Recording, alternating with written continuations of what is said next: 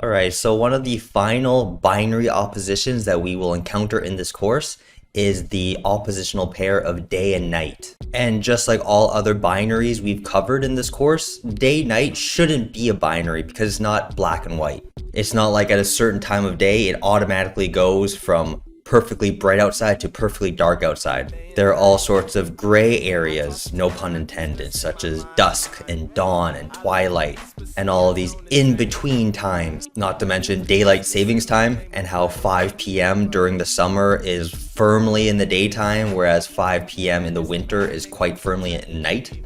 But regardless, we tend to conceive things in these binary oppositional terms. And just like every other binary, there's a power relation at work here, where one side of the opposition is given precedence and priority over the other one. And the day-night binary can be overlaid on top of all the other pairs we've looked at. So the day is associated with the mind.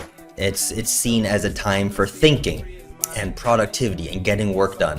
Whereas the night side of the binary overlays with the body side of the mind-body binary, so that the night is seen as the time for the body, the time for sensuality, and thus it's rendered subordinate to daytime. So day is the one and night is the other. It's weird to think of a time of day being otherized, but night and our subjective experiences during night are very much otherized through the discourse surrounding this oppositional pairing of day-night. So night is more than just a time of the day. The exact same spaces, the social spaces we occupy in the daytime can take on completely different meanings and entail different social practices at night, effectively transforming them into night spaces with their own rules and even though the structure is the same, it's not like you can physically change the structure of a social space between day and night, but you can change the rules, the discourse, the objects and subjects and knowledge within that discourse, and thus the social relations and the power relations in these night spaces. So although night isn't a natural phenomenon, it's just a matter of that part of the earth facing away from the sun, but night spaces aren't natural. Just like everything in discourse, they're created by us. They don't exist prior to discourse or culture. So night spaces are defined by the people who own and operate and use them and inhabit them. And just like there's always a social struggle over meaning, there's a socially contested struggle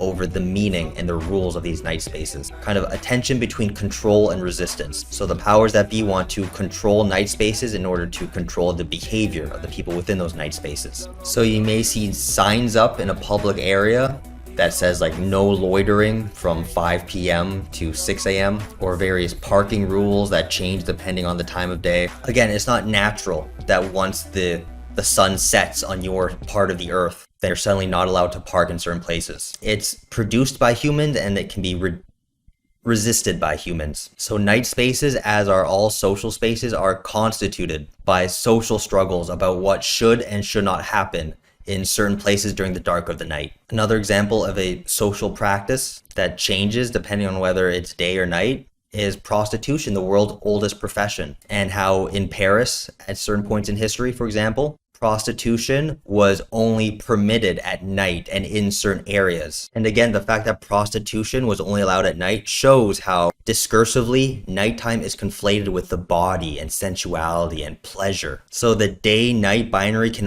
also be laid on top of the work-leisure binary, where work is reserved for daytime and leisure is reserved for nighttime. Same with even normal, abnormal. Daytime is seen as the time and daytime spaces are seen as the space for normal activities, whereas nighttime is when seemingly more deviance is allowed to take place or just happens to take place. Another example of how the same space can take on completely different meanings depending on the time of day is in the southern states of America, like Alabama and Georgia, post-slavery, post the abolition of slavery, and how even though officially, formally, African Americans had been freed, for all intents and purposes, they were heavily restrained, especially based on time of day. So an African American may be at that time in those places allowed to walk in a public place during the day, but then a lot of those racist white Southerners were like, we better not see your type around here after dark, you hear? You best stay inside once it gets dark, because if we see you making trouble at night,